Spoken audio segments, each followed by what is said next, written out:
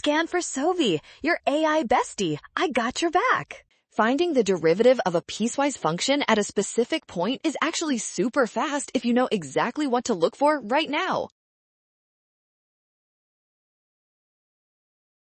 First, we need to check if the function is even continuous at -1 by plugging that value into both pieces of the equation to see if they match up perfectly.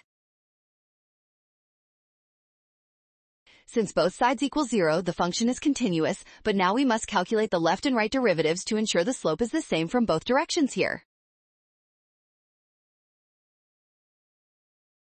The left derivative is 2 and the right is 3. Since slopes do not match, the derivative does not exist. Option D is correct.